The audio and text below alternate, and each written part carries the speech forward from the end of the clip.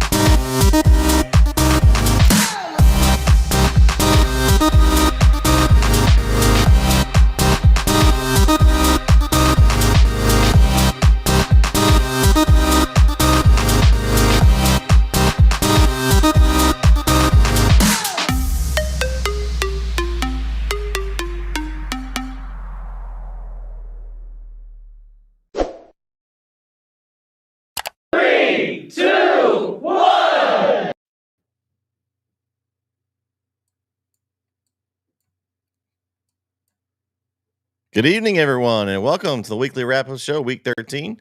It's your boy, Brett Swinney, here alongside me tonight. It's Mr. Red Zone himself. Red Zone season's over, but he's still Mr. Red Zone. What's up, Kyle Owens? What's up, man? How are you? Man, I'm doing good.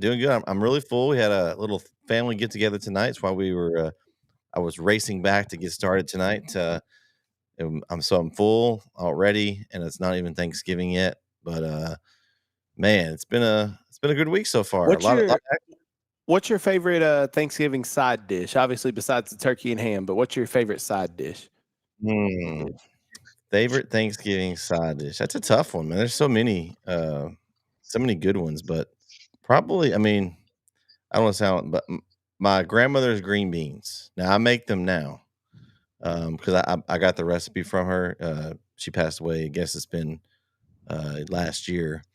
But I got it 2 or 3 years before that, and because I started making them for her, because that was one of my favorite things, and I wanted that to be one of those things that didn't go away. So I've now learned to make them, and that's what I make for Thanksgiving every year.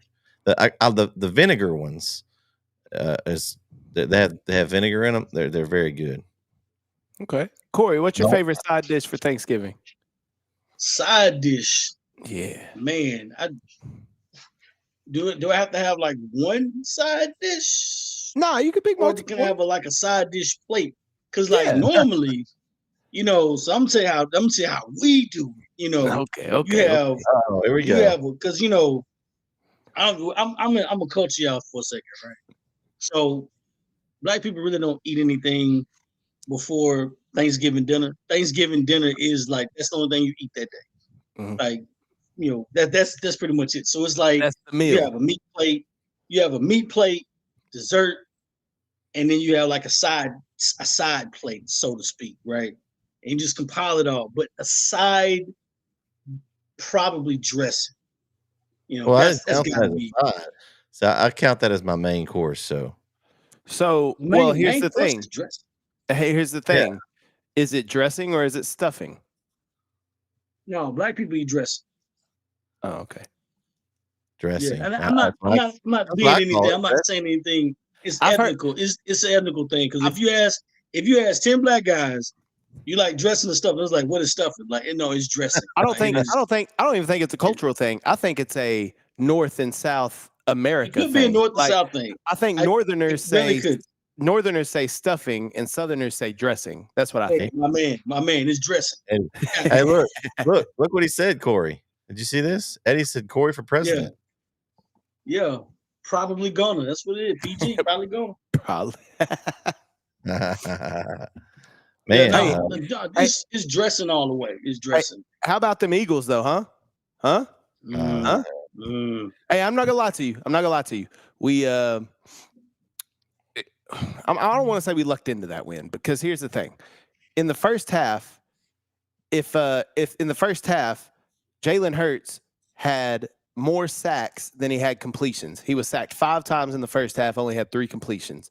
So great fight by the Eagles in the second half to find a way to win the football game. Now, did the Chiefs? I want to know how much you paid. How much you paid the Chiefs receivers to drop passes, Kyle? Well, that's what I'm saying. Like it's yes, there was a few drop passes that could have maybe swung the game in a different way, but that's the way cookie crumbles sometimes, baby. 9-1. That's all I got to say. 9-1. You know what? I wasn't even watching that game. It's feast week, so if it ain't college basketball, I ain't watching it. Well, but there's also feast week on NETSN, Corey. I know you caught some of that, right? Absolutely. And next week is going to be leftover week. That is it. It's turkey sandwich week. We had 3 really good games this week, earlier in the week. If you missed those, you can go back and catch them. We had Hawkins with a comeback win in Douglas, a big matchup there. Kyle and I were in Brook Hill Monday night and saw an incredible game by both teams. Just I want to say a WWE wrestling match there, Kyle. Well, did you see Coach Hubbard say that Torino hit 13 threes? I didn't even realize that. I knew they were draining them, but I didn't know it was 13. 13 threes. Yeah, that's a lot of threes. Ooh, Venegas was just dirty, man. She was pulling them from anywhere. You hit 13 threes. You've been really working on your form shooting with the gun, and you were popping the wrist, goosenecking. Hey, I'm taking a jab here, but that's inside joke. But you've been shooting the basketball. You don't just run up around that perimeter and just shoot into a machine and just jack it up. Just practice jacking it, Corey. That's not how you do it. Okay. You're stepping into the shot. You're ready, set, shoot. Ready, set, shoot. Ready, set, shoot. That was a really good game, though. It was a fun game to watch. It was a really fun game to watch. And then Keith and I got to then intern Claire and Isaiah on camera. We traveled to Palestine. They have a nice gym there in Palestine. It's not the same gym we went to, Corey. They've got a new gym there. I noticed that. I was fairly upset because these kids nowadays, they don't know what dungeon we had to go through in Palestine back in the day. So it was a dungeon, baby. Lindale played well. They got out early, but Palestine, man, played some defense. It gave Lindale a lot of trouble. They were able to come back, and Lindale was able to pull away at the end, but got to see Marley Keith in action. Probably, if you ask her, probably wasn't her best game, but she did lead the team in scoring, and at the end, she had the ball in her hands and was able to seal the win off. But all the games were close, and so it was a really good week of basketball.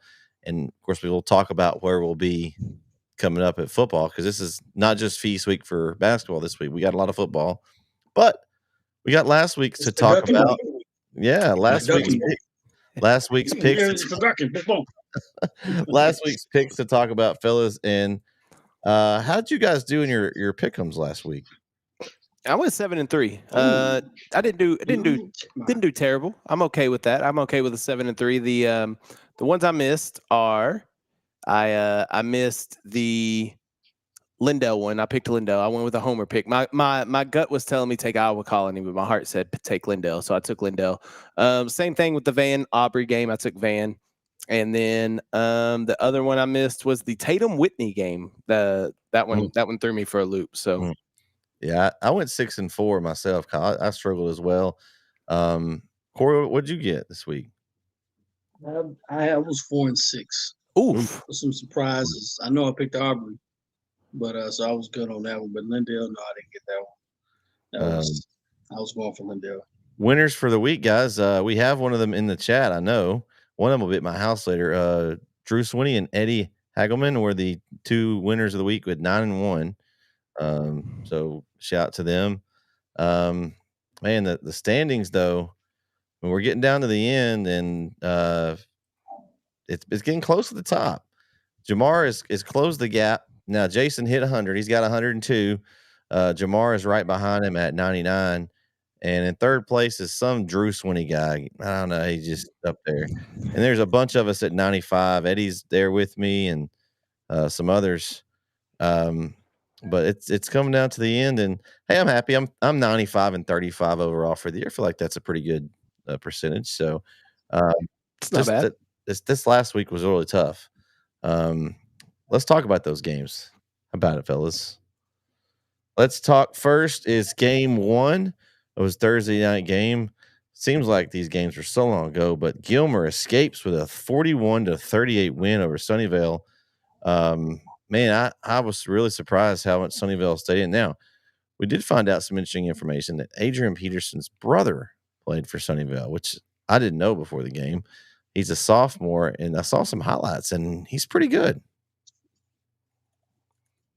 Yeah, I think he got hurt in that game too, and had to come out for a few plays, but able to. Is Kyle still doing picks? Eddie, I just told you what I did. I just told you what I went. Come on, man. Anyway, from what I understand, Sunnyvale Peterson got hurt a little bit in that game and came out, but that's when Gilmer kind of pulled away, and then Sunnyvale was starting to come back once Peterson came back in. But yeah, he had 2 touchdowns, only 190 yards through the air, but he had 157 on the ground and 3 touchdowns. So yeah, he kind of took over the game, it seems like. Yeah, I watched some of that game, and I thought Gilmer was gonna run away with it for a minute. And Sunnyvale, obviously, they had some highlight plays and came back. But I was very surprised with Sunnyvale. Connor is asking is he's a southpaw. Yes, he's a lefty. The brother is. He's a southpaw, right paw. He is a tiger. Whatever they are, that's exactly what he is. Corey, did you said a gamer. You said you watched some of the game. Did you listen to the commentary? Yes, I did. I was not too impressed with the commentary. Not at all. Those Gilmer guys they might be a little bit of a homer. I don't know, just a little bit. They are very much. I'm not taking a jab at them. I definitely get it and I understand it. After a while, it's like, hey, you're not perfect. All right, you make mistakes. Come on. You can't get every call. I got you. Yep. Vince is here with us. How's it going, sir? There he is. Can you hear me? Yeah, you're good, man. I can hear you. Okay. Hey, so we're talking about Sunnyvale and Gilmer, Vince, and how close it was. Did you catch any of this game or see any of the stats on it? I didn't, but I had some friends updating me on it throughout the night. I mean, honestly, Gilmer is still Gilmer, but you got to remember something. These teams that they're playing, like, even though the paper may rate you, like they may write you off pretty much, like, oh, you're not beating Gilmer. That stuff drives a lot of teams, and people don't want to go home, obviously. I got my music on here. Let me turn that down. Yeah, so like, obviously what I feel like you probably witnessed was a team fighting for survival, which that's what the playoffs should be, obviously. So I don't think it's a scratch against Gilmer at all. You got to survive these moments because people are not going to want to go home. Some of the best, unless you're Carthage, you in trouble. So, or PG, I'll say that. Carthage or PG, you in trouble. What's up, Eddie? Eddie said he couldn't hear you this morning, Vince. I guess he was listening to This the. guy. I guess he's referring to. Yeah, I know what you're talking about. Well, what He don't want to hear is no this? What truth. is he referring to? Yeah, he don't want to hear no truth. I'm sorry, PG. I'm sorry, but y'all got y'all work cut out for y'all. Y'all got a Goliath this week, so Oh man, lots of undefeated teams this week. 7 undefeated in 482. Wow, that's a lot of teams left. Somebody put that Oh. one bet next to their name. mm-hmm. Only, Somebody's gonna have a one it's next gonna to their happen. name. yeah, It's gonna happen this week. Watch. Yeah, you can't. Only one of those teams is going to end up that way. Eddie says he's going to get to see you Friday, Kyle. That's not necessarily true. Oh, I'll be on the field, so I don't know. I was like, no. I don't know where you'll be, no. Eddie. I don't know where Kinda you'll like, be. he I was could be like, nah, you can't see me. Yeah, I slide in and slide out. Aaron says y'all know Incognito. Carter Spin the coming block. with. Yeah. So, I he said, said he's going to be on the field too. Okay. He said, Wow, Eddie y'all know got Carter's credentials. Eddie got credentials now. He said, "Nah, I'm established."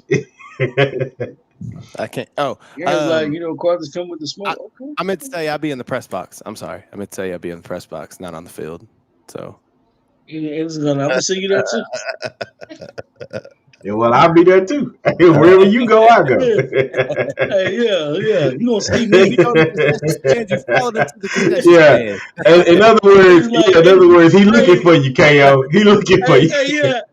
And he's like, oh, was that Yeah, Carthage that's what or that is. PG? Oh, Carthage. You gonna see me? Yeah, you gonna see me. Yeah. Look, see. You gonna see me? Eddie want the smoke. I'm gonna hang out on the Carthage side with Aaron over there. Aaron Franks. Me and Aaron Franks gonna hang out on the Carthage side. Yeah, Aaron said. Eddie said ain't no place safe. You got to go to the game. Kyle going to a safe place in the red. Yeah. You're going to be wearing your red, right? So I feel him though. He probably he won't to sit right next to the KO watching the game. You know, in case they win, he want to brag about it. But listen. Hey, I'm gonna say it again. What's that meme? What's that meme where boys just kind of staring like this every time PG scores like this? Yeah. Now that could go the other way. Now, don't sit next to Kyle and KO, and don't sit next to Kyle and Carthage out there stomping you. No.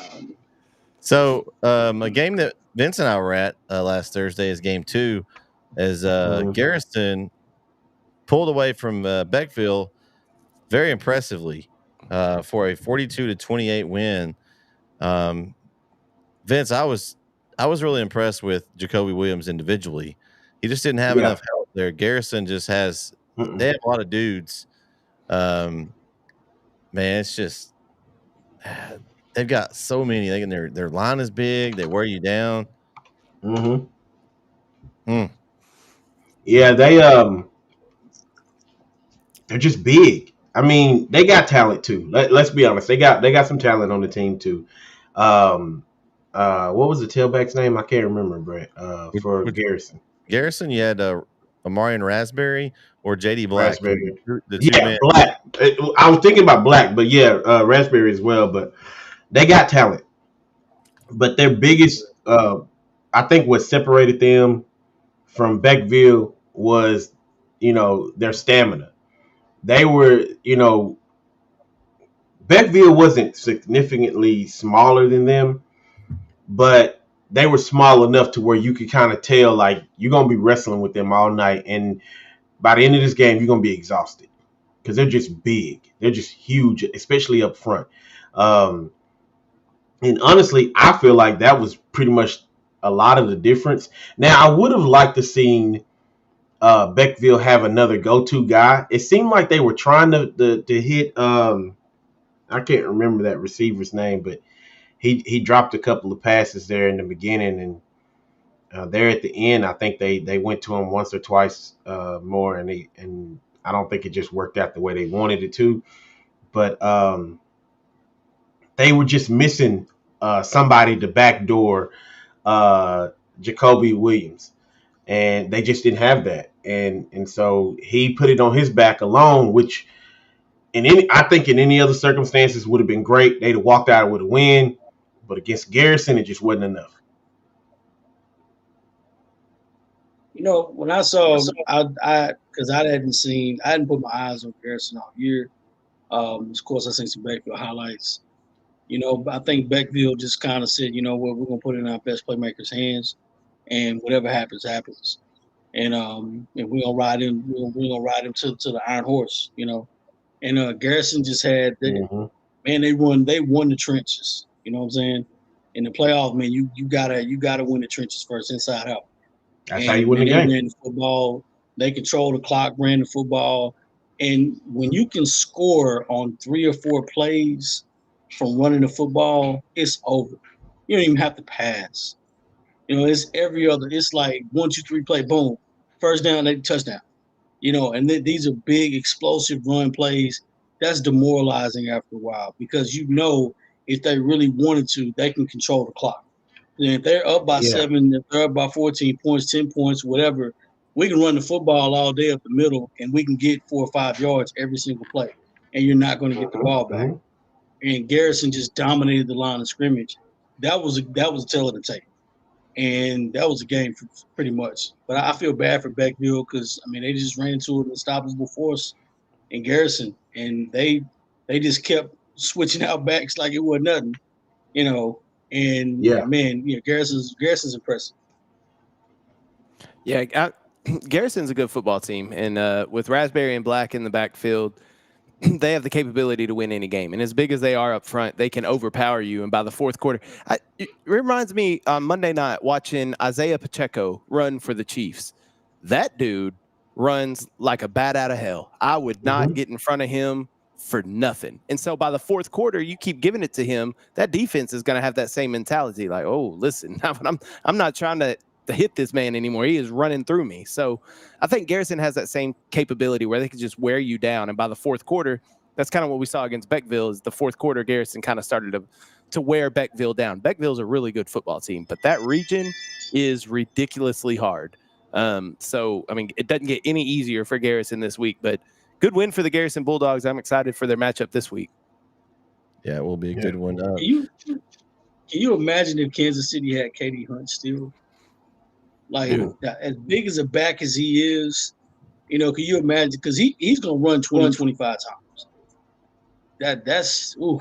But anyway, you know. All right. That's the our first two were the only Thursday games. To kind of just go over the other ones we had Pleasant Grove 63-10 over Caddo Mills on Thursday night. Newton all over New Boston 69-7. Tenaha over Dawson 22-14. And Grandview knocks out Pottsboro 56-42. No real surprisers to me, fellas, on those. Pretty dominant performance. Tenaha squeaks away with a win, but that was really the only close one there. Any thoughts on any of those games before we move on to the pick'ems for the Friday? No, not really. They are what they are. Okay. All right. We'll move on to game 3.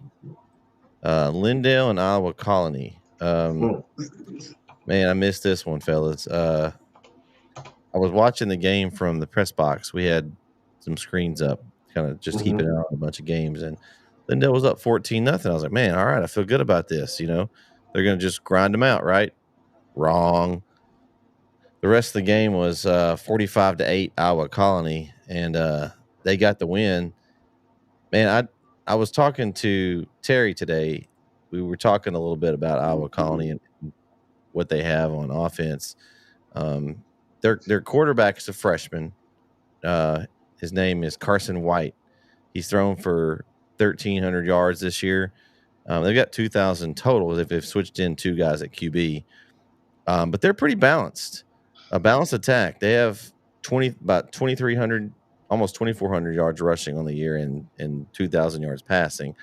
So they were able to balance attack, and I'm just guessing that just wore down Lindale's defense, and they couldn't get back in. I did see that there was a lot of passing. So Lindale, when Lindale has to try to pass the ball, that's not the greatest strength of the Lindale Eagles, and I'm sure Kyle will echo that. That's their game, is to give Clint Thurman the rock and to try to wear people down with that big offensive line. But when they got behind, that puts them behind the 8 ball, and they had to use the backup plan, which was throwing. It didn't work out too well for them. But I was a little surprised. I mean, obviously I picked Lindale, but I thought this game would be closer. I thought even if Iowa Colony won, it would be maybe a 1-score game, but they put it to them pretty good.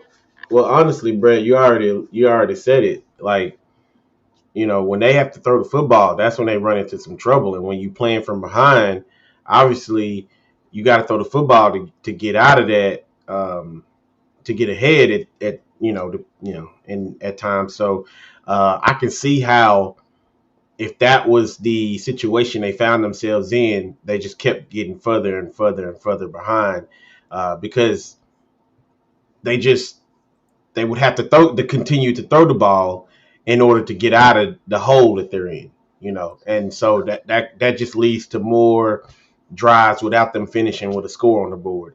What is really shocking is that they didn't start from behind. They started up 14. So I don't know what changed for Iowa Colony defensively to where they were able to jump ahead of them. That's kind of interesting to me. That actually makes me a little nervous for Chapel Hill, like, because I didn't get a chance to watch the game myself, so I don't know what changed there. But you what changed, Corey? Oh, the big play. You can't stop a team that scores on 1 or 2 plays. Oh, one play is 65-yard touchdown. Another play is 45-yard touchdown. Is that how it started for him? Now Lindale's gonna pass the football. But Iowa Colony has like 47 interceptions for the year. But even then, what I'm saying is that being up 14 at the half, right? Even if they came out and scored, you still actually was tied up. No, it was tied up at the half. It was 14-14 at the half. It was 14-14 at the half. Oh, okay. I got some bad information on that one. Somebody told me that they was up 14 at the half. Mm-hmm. But at one point it was 14-0, right? Yes. All right. So what I'm saying is that you would have to make 2 stops and score on both stops just to tie the game up, right? So I'm wondering what happened, what changed defensively for Iowa Colony that they were able to stop Lindale, especially if Lindale went up 2 scores early, then they're doing what they want to do at that point. So what did Iowa Colony do to slow that down? What did they do to stop that completely? Because honestly, now I think about it, they only got 1 more score after that. So clearly Iowa Colony figured out something, and I don't think it started with the passing. If they were up 14 on them. So, and this is just strategy. So when you score on offense, that changes your defensive strategy a little bit. Now you don't have to play any desperation. You can calm down a little bit on defense, especially if now that you've tied the game. Okay, now momentum is shifted a little bit. Let me rephrase that. I'm not going to change everything that I do. I'm going to still keep the same intensity. But now we can play a different way. We can take a lot more chances. Do you feel like a little bit more? Do you feel like Iowa Colony was just better, and just so happened Lindale were able to get those two scores early on them? Because again, what I'm talking about ain't an offensive change. What I'm talking about, clearly something changed defensively for Iowa Colony after going down 14, and they only gave them 1 more score throughout the entire game. It was turnover. I think he threw like 2 or 3 picks.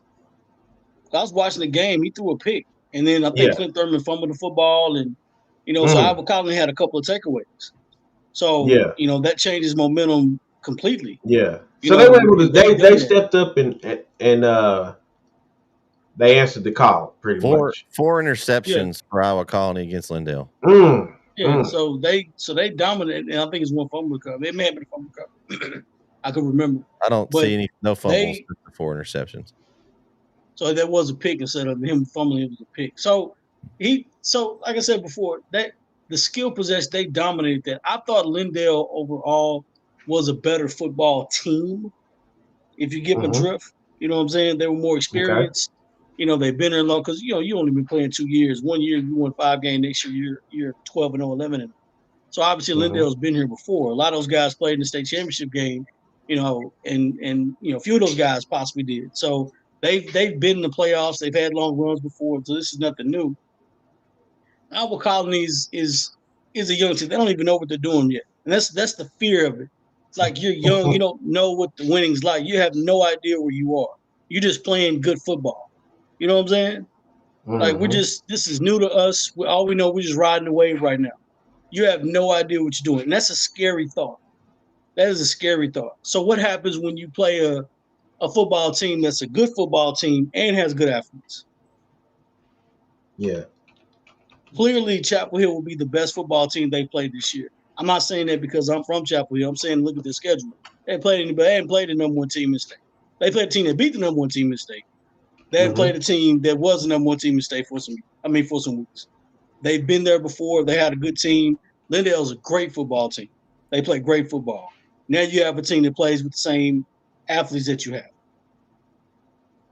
So this is going to be an interesting game, though. But I thought I picked Lindale. I was surprised. I was gonna go off that point that Eddie made is that those I don't know how other schools do it. I'm not even sure if Lindale still does it this way, but I know when I was in school at Lindale, we scripted the first 15 plays of the game. They're scripted like that. We're running that. It doesn't matter what the defense looks like. We're running these 15 plays. So it's possible that they scripted 15 plays, got up early, and then They had nothing after that. Iowa Colony made the adjustments and was able to start slowing them down and getting the turnovers obviously helped too. But I think, for Lindale, it was one of those seasons for Lindale. They had some ups, they had some downs. I don't think you could look. Every team's going to look back at a season that they don't win a state championship as a disappointment. But I think with as much talent as Lindale has lost in these past few years due to graduation and really good players leaving, and it's a successful season. Yeah, I think so. I mean, you knocked off the number one team in the state at one point earlier in the year. You did. So, and it was number 2 in district. So just got a tough draw and had to face a good Iowa Colony team that no one knows about. Like they're a brand new school. They have all underclassmen. So Lindale will be fine. They'll be back. But yeah, that Iowa Colony Chapel Hill game this week is a massive one. It's not even getting a lot of fanfare. Like they're not even. It's not far even away. In the top 10 picks. I mean, honestly, Carthage and PG playing, so I don't think nobody's watching. I'm watching. Forget PG and Carthage. I know going to win that game. PG and Carthage is the game of the state. I mean, that's what we watching, obviously, for obvious reasons. But I'm just saying, There's another game that's pretty important. Silsbee plays Belleville. I know it's not really in our region, but that's another statewide game. Could be the winner of that ends up meeting Carthage PG winner later down the line because those are two really highly ranked teams. Mentioned it with Terry this morning. That's where they're going to go. They're going to Kilgore. The Kilgore game against Needville, and then they're going to go over and see that one. So this week just is loaded with games, and make sure you go back if you didn't get to watch our Beast from the East show this morning. Go back and watch it if you missed that. We talk about the 10 games that we like this week. All right, the next one up is Aubrey and Van, and another game that I was just really surprised, man. I don't know what it is, but Van just got dominated. Really, I mean, it was 35-7 before I knew it, and I was like, man, what's going on with my Vandals? I pick them this week. I put my confidence in Van, and they just Van. I watched that game. And Kyle, did you watch this game? You didn't get a chance to see it? Okay.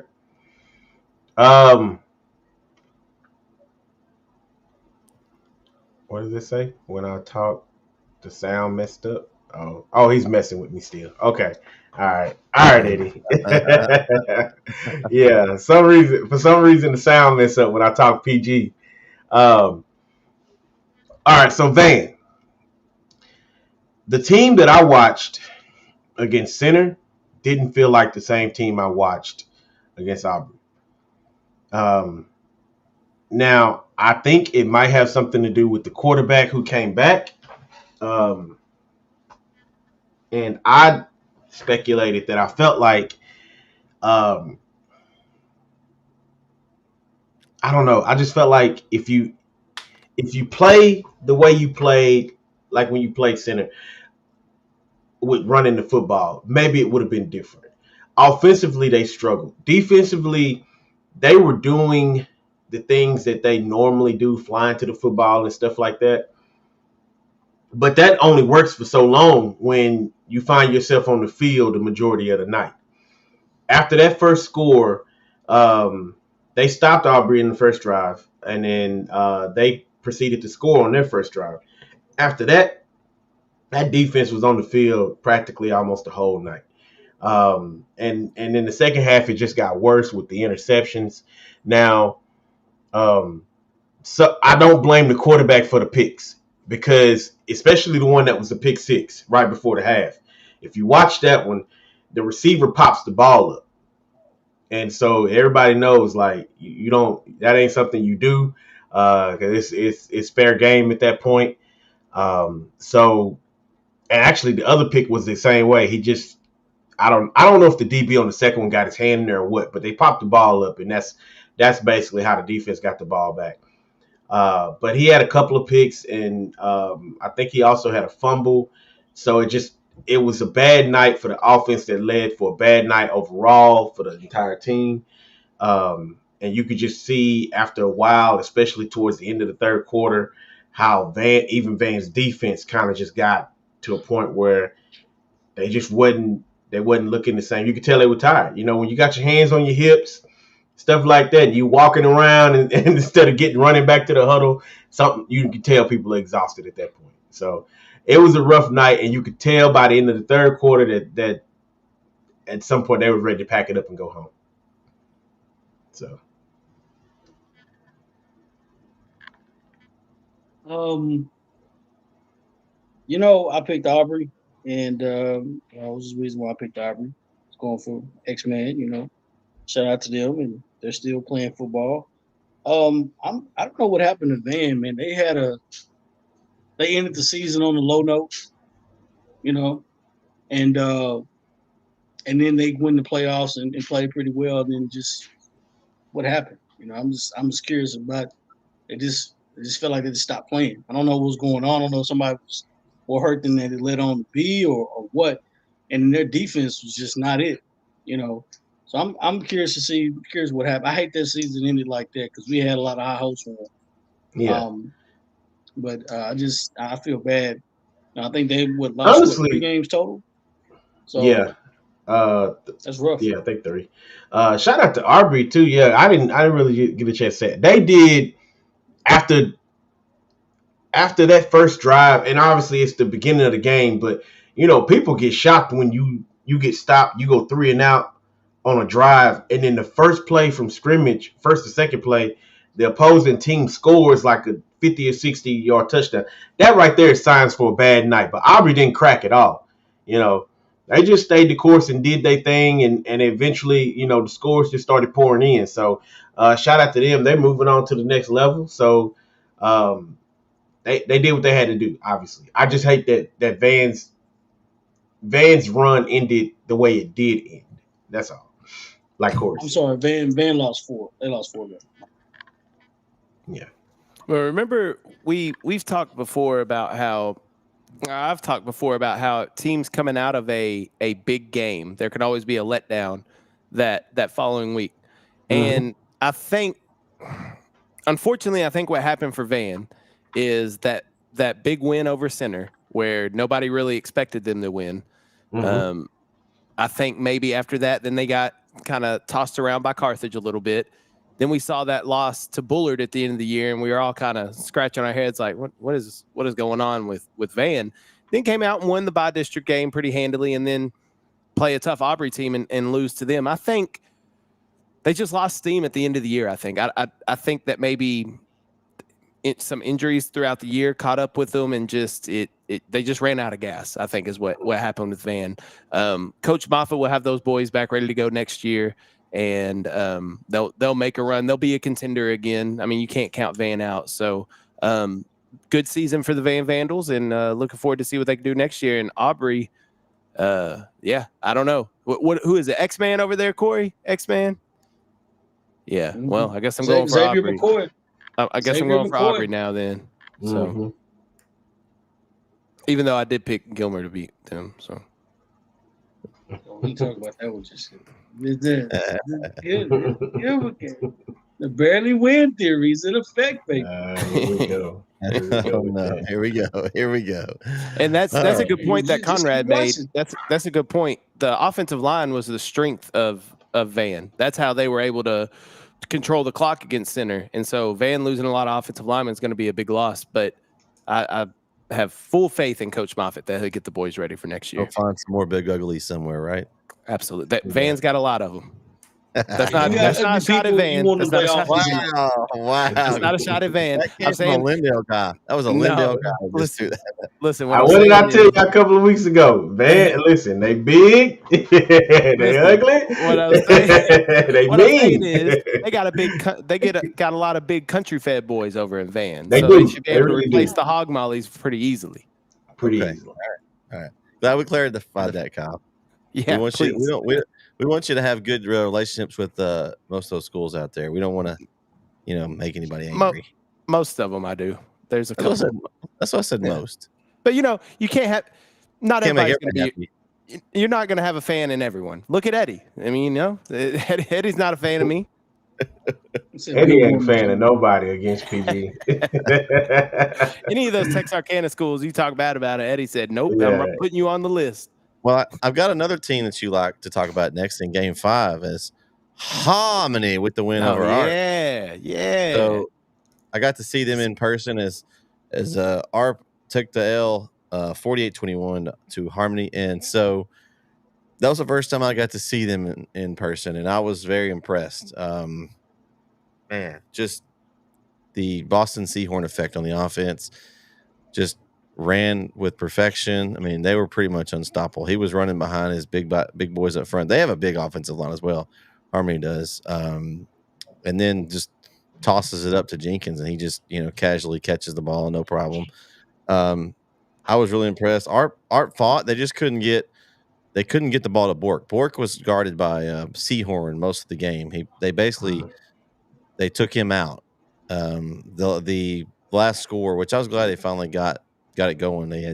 Harmony had pulled a lot of starters out, and Bork had like 3 or 4 catches on one drive, and you just saw, and that was telling to me because he was able to get loose and he took them down the field and they scored. Seahorn had him locked up and they couldn't get the ball to him, and Arp their offense just couldn't go anywhere. Harmony's got a lot of size, just had more size than Arp, and they couldn't get that run up the middle going. And just Arp had a lot of trouble moving the ball for most of the night.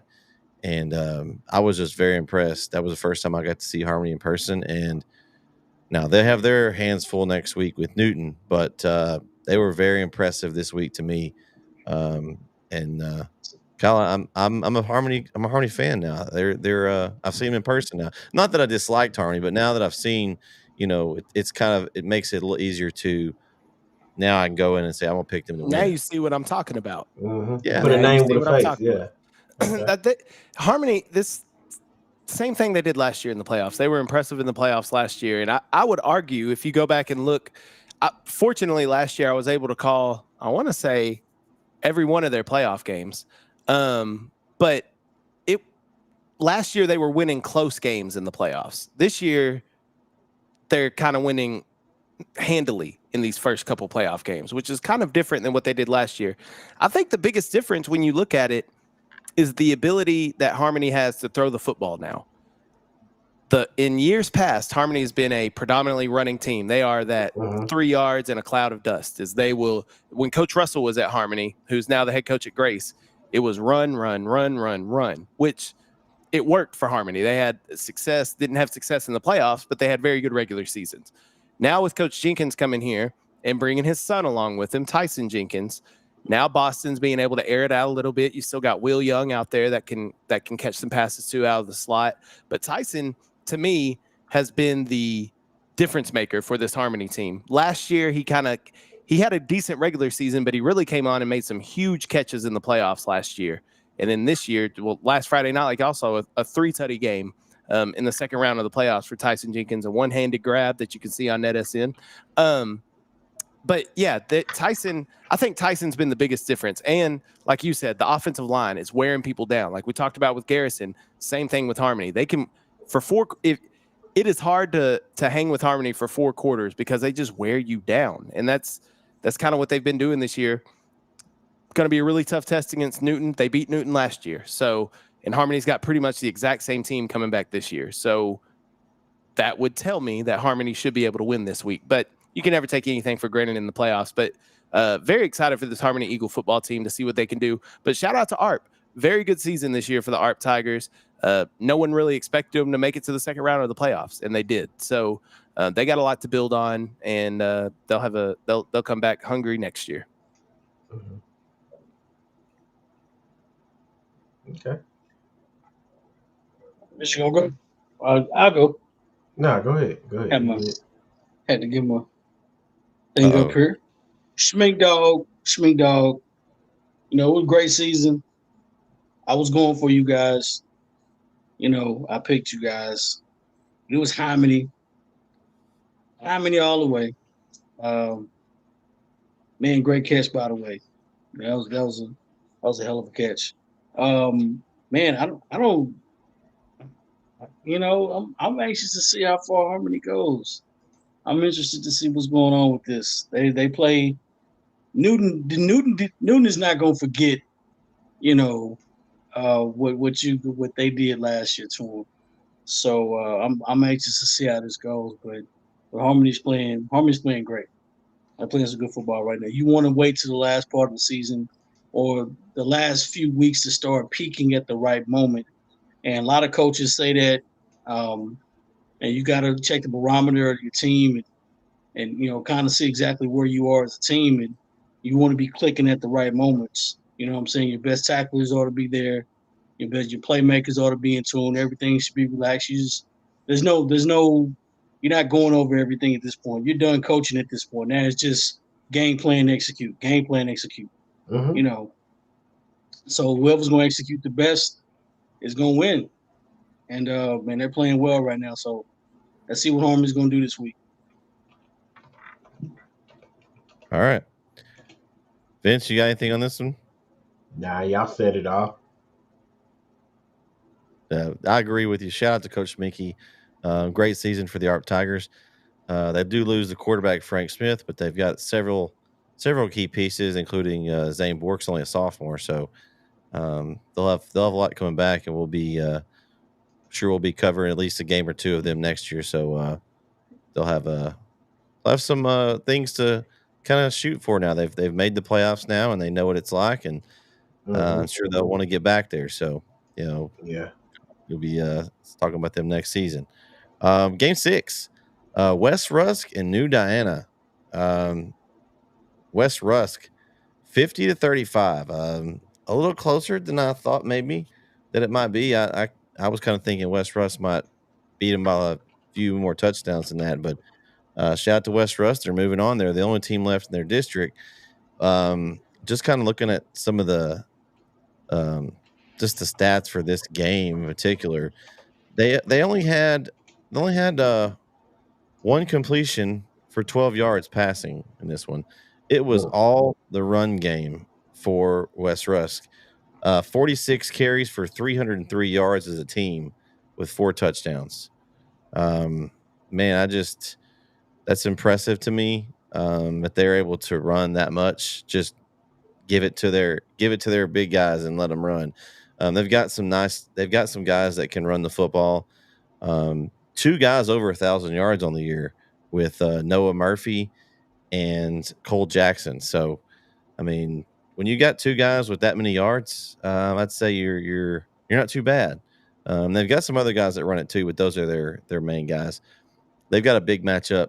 We'll talk about, because we'll be covering that toward the end. But congratulations to West Rusk, guys. They're moving on.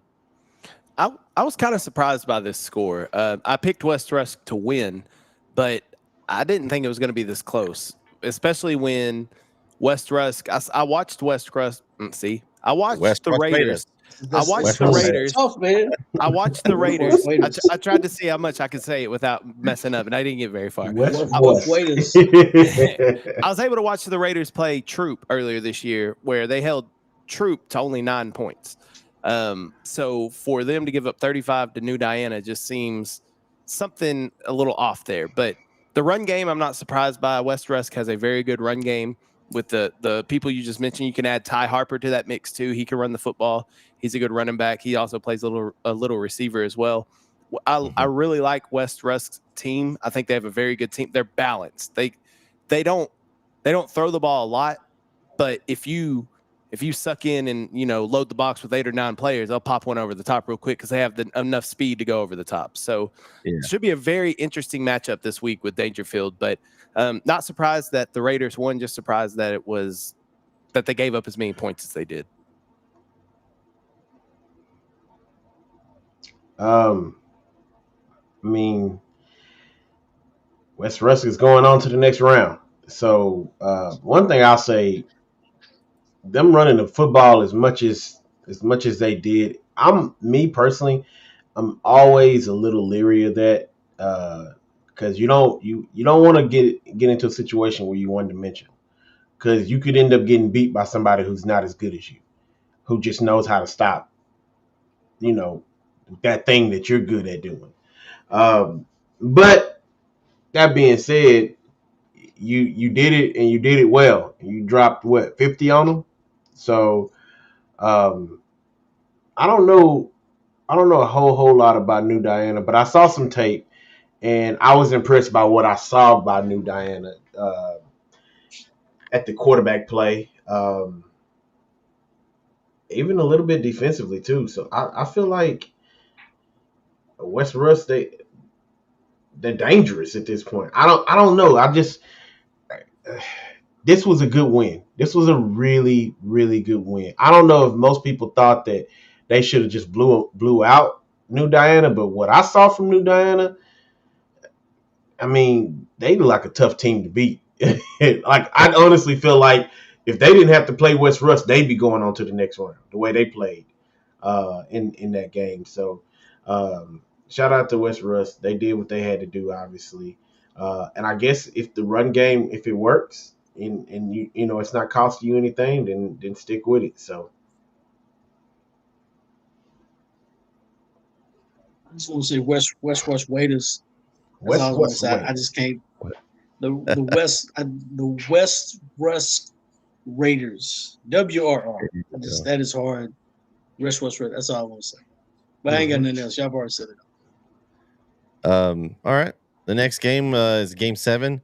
Longview and Frisco Reedy. Longview all over Reedy, 52-14. And y'all talked about a while ago that about having a one-dimensional running attack. Longview kind of had that.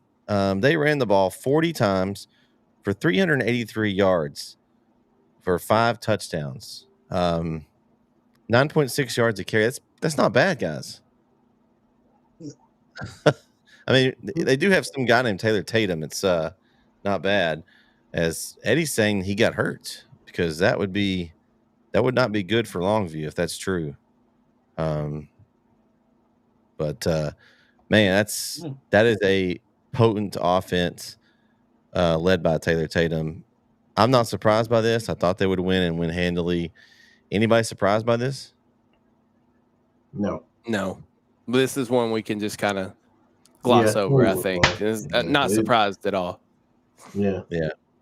And I hope what Eddie says is not true, but that would be a big blow to Longview. I will say, even if it was, I mean, the way I see Longview, I feel like you could almost put anybody back there and get a pretty good result.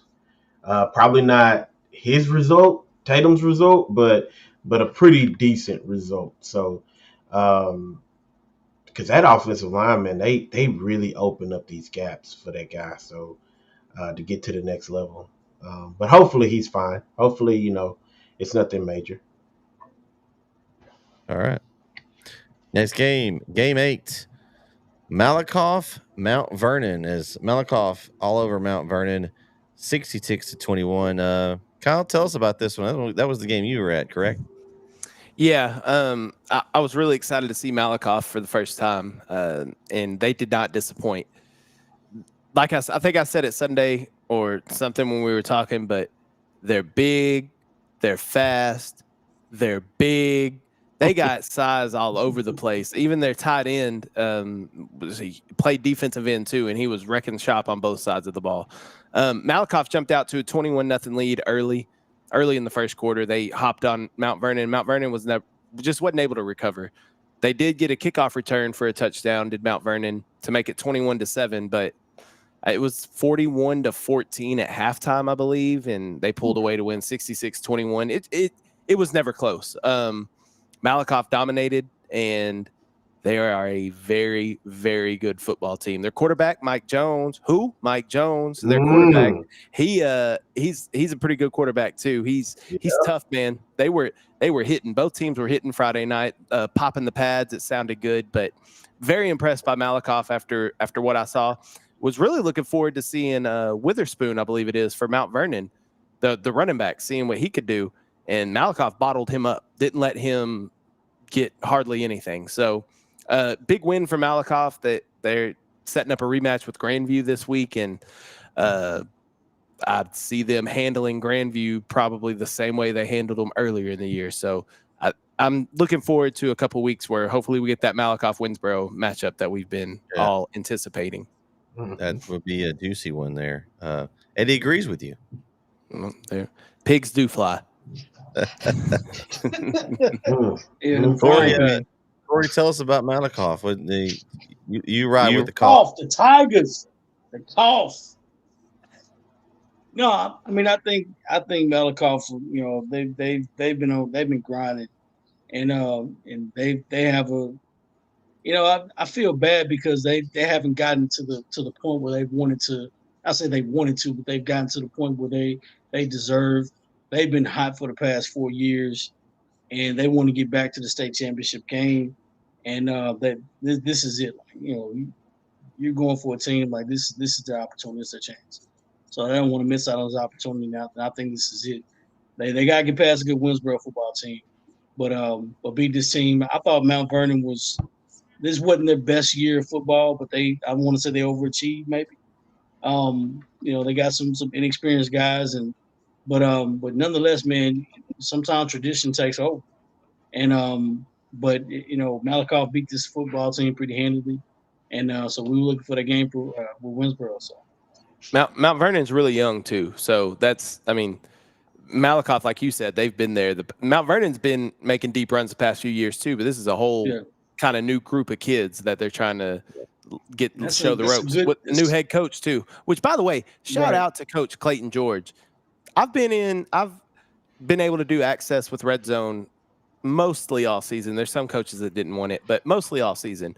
But we got to do access, got to be in the Mount Vernon locker room before the game last week. They were hyped, playing some Boosie, set it off, in the locker room. That start right there. Yeah. Normally teams win when they play that, but normally teams aren't playing Malakoff either. But very young team. But Clayton George, the head coach, he was awesome. He was an awesome guy. He thanked me for being there, appreciated the coverage, and he's the only coach that said that to me all year. So shout out to you, Clayton George. All right.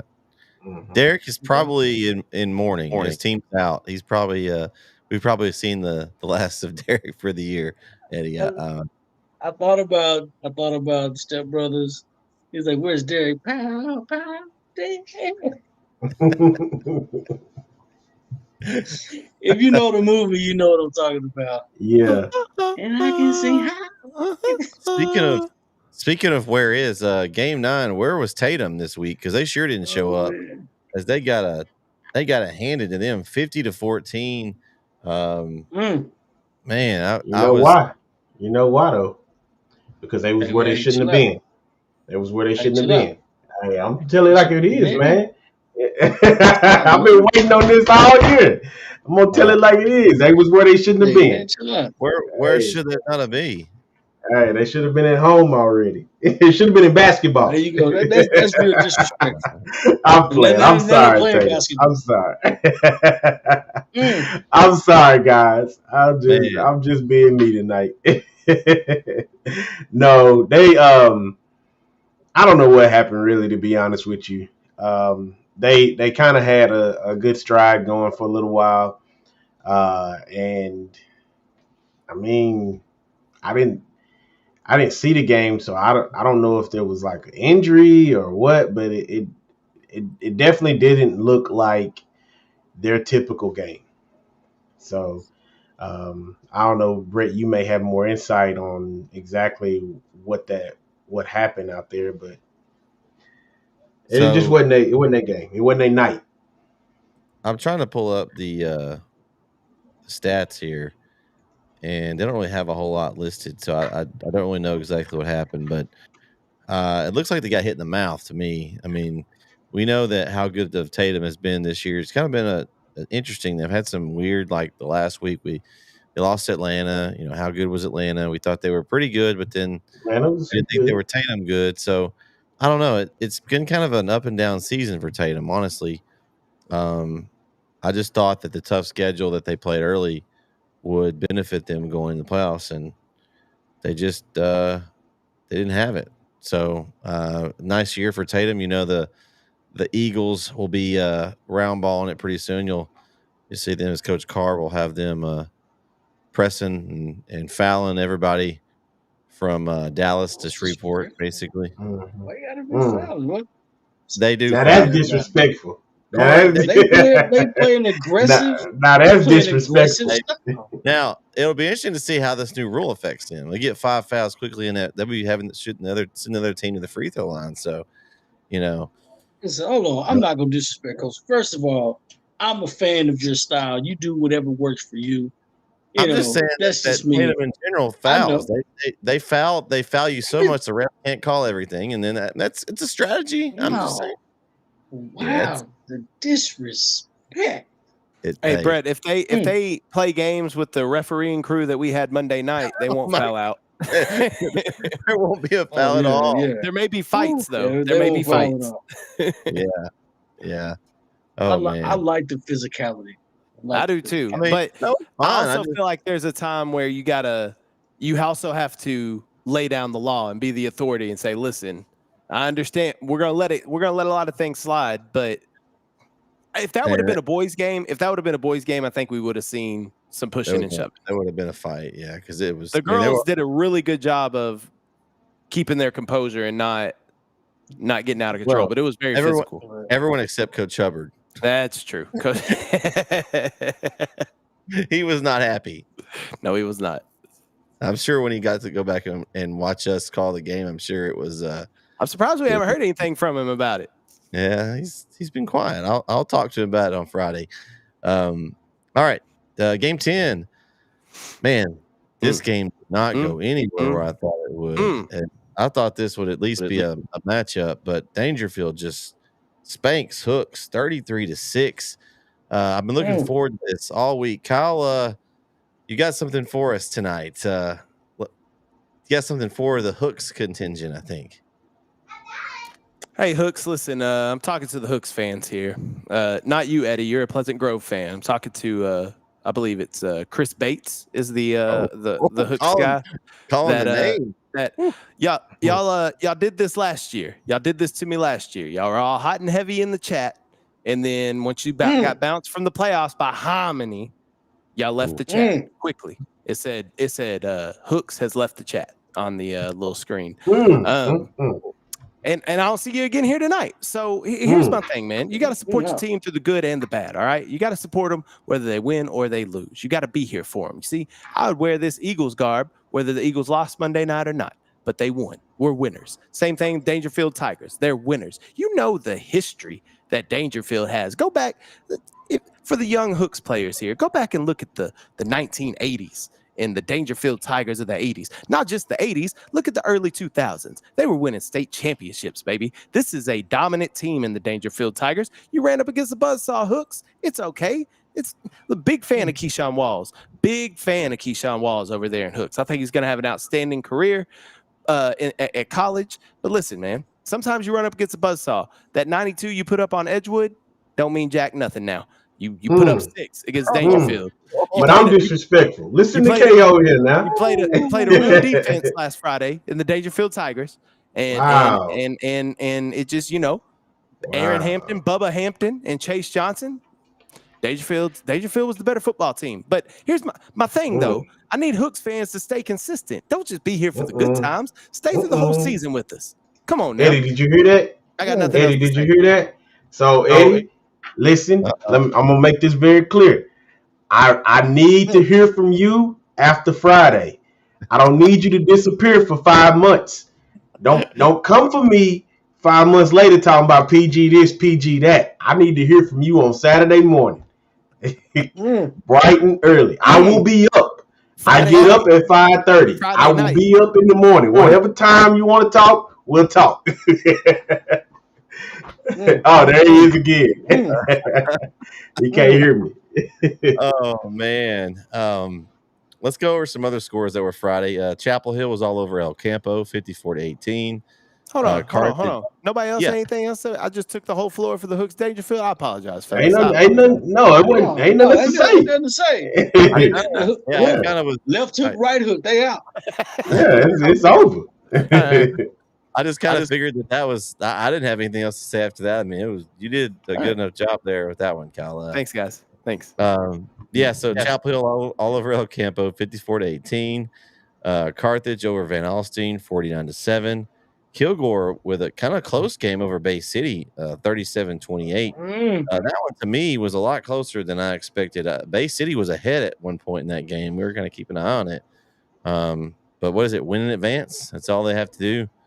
And they were able to do that. Timpson all over Wolf City, 58-20. Palestine Westwood exits the playoffs. Good season for Westwood. Kind of hadn't talked about them.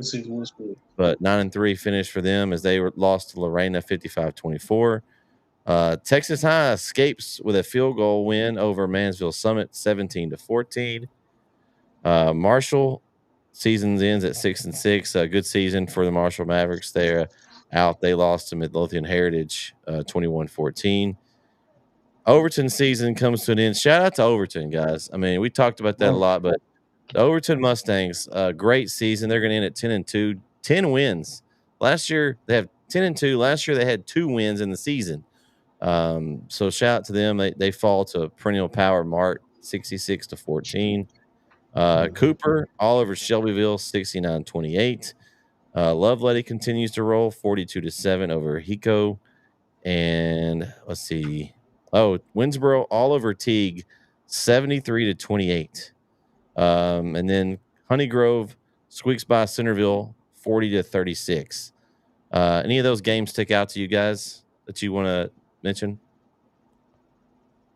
I mean, the Kilgore one doesn't really surprise me just because when you have to travel as much, I think that I know, Corey, we talked about this earlier today. I know you said travel don't mean nothing. I understand, but it does. I think it does influence the team a little bit where maybe you come out and you start a little slower than normal, and then that game can all of a sudden be closer than you anticipated it being. But like you said, win in advance. These teams that won, they found a way to win.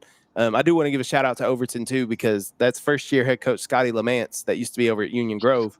And now he's the head coach at Overton. And in 1 year, turned that program all the way around, complete 180. So shout out to him. And I'm really excited about this 2A Division I Region 3 with Cooper, Garrison, Timpson, and Honey Grove as the Final Four in that region.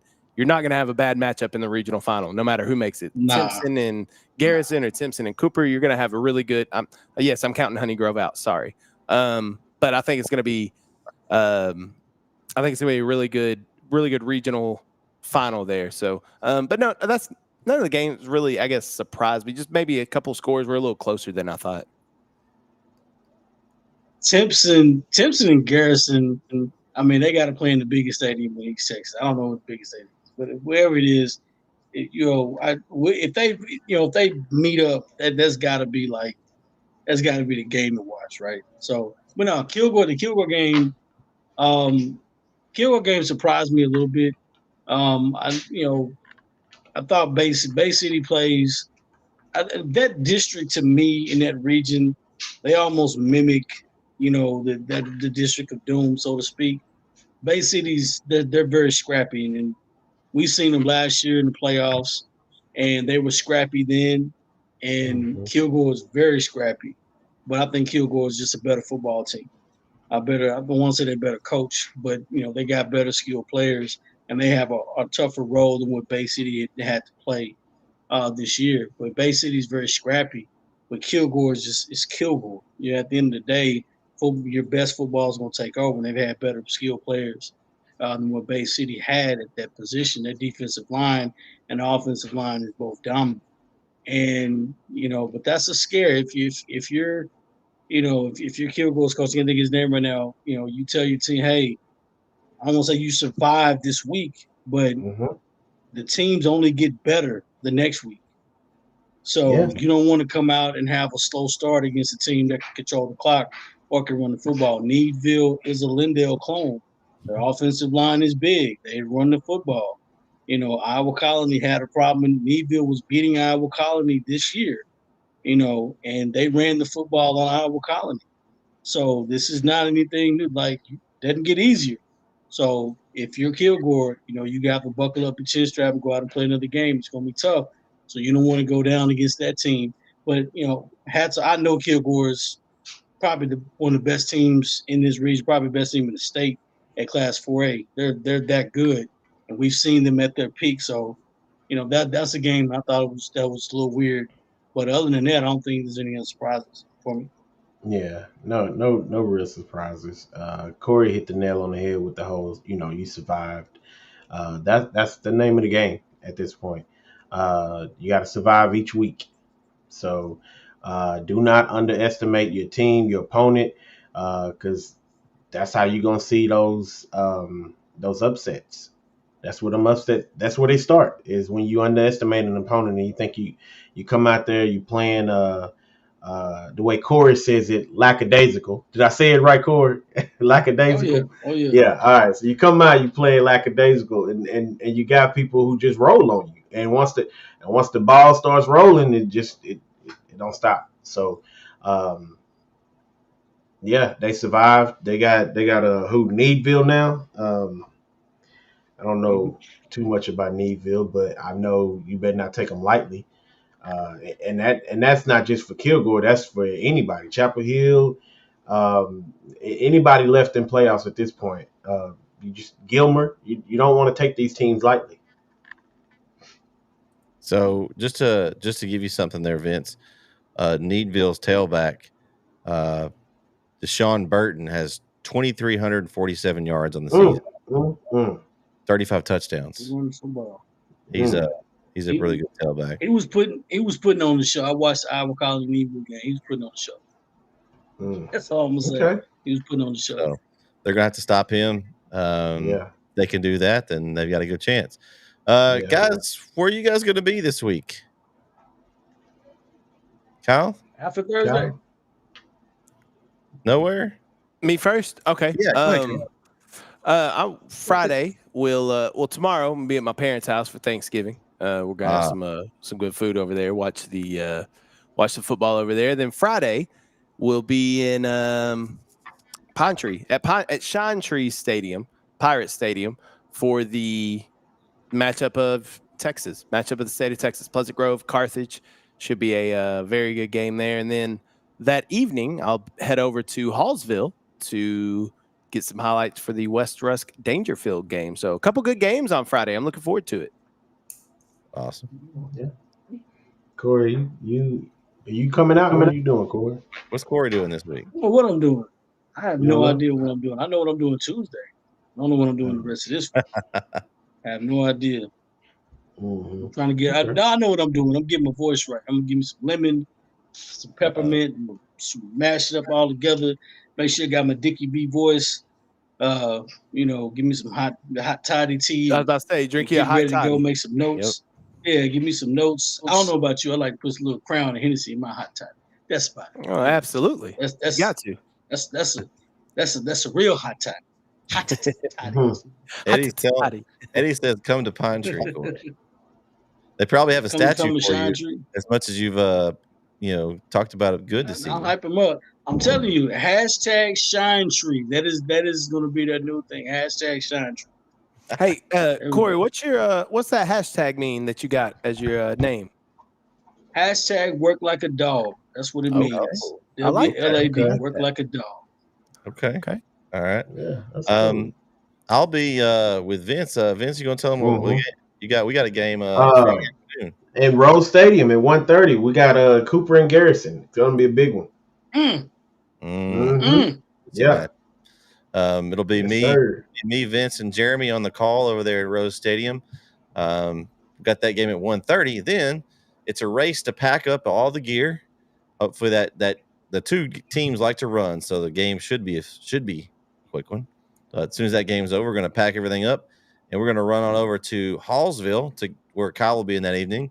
We're going to be broadcasting the Dangerfield West Russ game there in Hallsville. So 2 good games on Friday for me, and then our other crews will have Keith and Christian and intern Claire will be traveling down to Conroe to the Wood Forest Stadium, I believe. Wood Forest Bank Stadium in Shenandoah that doesn't have any room for press in the press box. Oh, okay. That's weird. That's a little weird. So they'll be calling the Chapel Hill Iowa Colony game. That game will be on. All these games will be on NFHS, but that game will also be on Texan Live. And then we have a crew that's going to be in Athens for the Timpson Honey Grove game. That's games at 1:00 p.m. And then we have another crew what will be in Lufkin for the Hominy and Newton game. So all those games on NFHS will be brought to you by the crews at NETSN. So we're excited to bring you guys. I know sometimes you don't trust in whoever's on, but those games on NFHS will be by our crew. So you'll have a good quality commentary and the whole 9 yards. So we're excited to get to be picked for those games. It's a potluck. They don't. If we have to do a good job to be picked, and so. Hopefully there'll be a couple of other games the following week will be picked for. So there's a lot of good games coming up. I'm really excited about it. Hey Brett, will you have just hypothetically speaking, Friday night, would you happen to have an extra headset in the booth if somebody joined you after halftime? I mean, I always have a third headset in my kit. Vince is not coming over with me. He's only coming with one. I only got one. So I was told I was cleared for one game. I was cleared for one game, so I was like, so who's calling the second game with you? Jeremy's gonna be with me both games. Oh, okay. It'll be me and Jeremy up in the booth. Yeah, Kyle, you're welcome to. I'll have one in the kit. Actually, if I remember, if we're getting off fast, I may forget, but I'm trying to remember to actually hook it up for you, so that way you can just come in and just jump in whenever you like.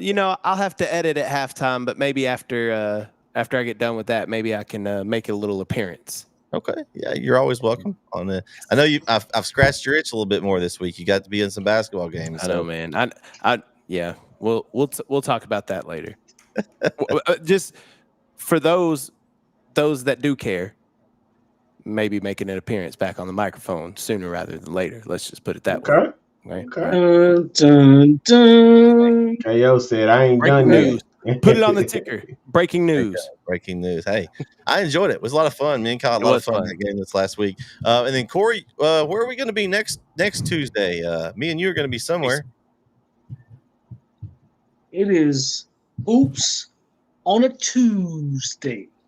That's what it is, baby. That's what it is. We will be in pretty much the small ball matchup of the area. It'll be Hawkins versus Martins Mill, number 1 team in the state, Class 2A, versus the Hawks. This is my first time being in Hawkins. My first game of the year. First time doing a game in Hawkins. Hopefully, got some nice hospitality and and we're gonna. Coach Davis takes care of it.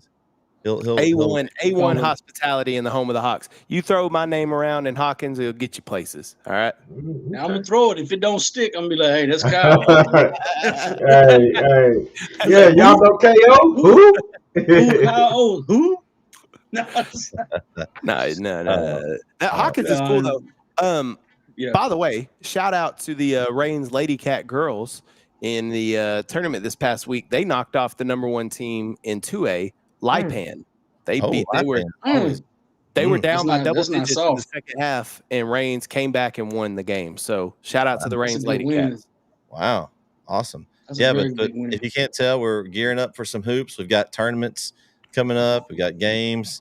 Football season's still here, so we'll finish that up. But yeah, hoops is coming, and I'm excited. I know Corey's ready to get back. He's already working on getting his voice ready to go. So I know he's getting ready to.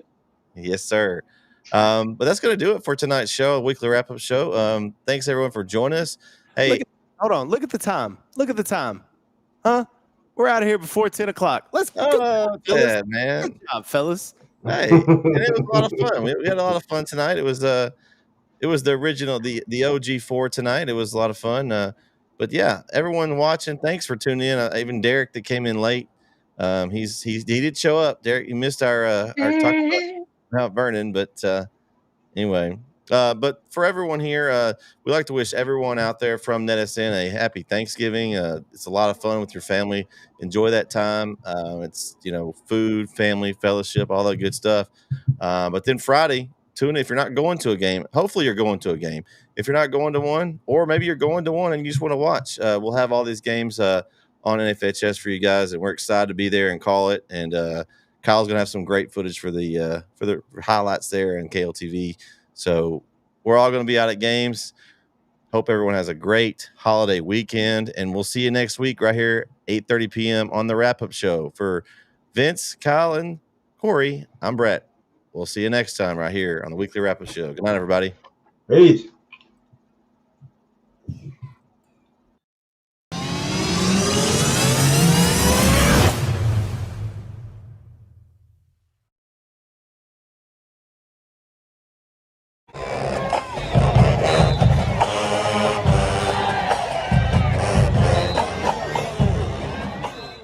Is your demanding work lifestyle in need of fire-resistant clothing that can keep up? Well, L4FR clothing should be your go-to for quality, affordability, safety, and style.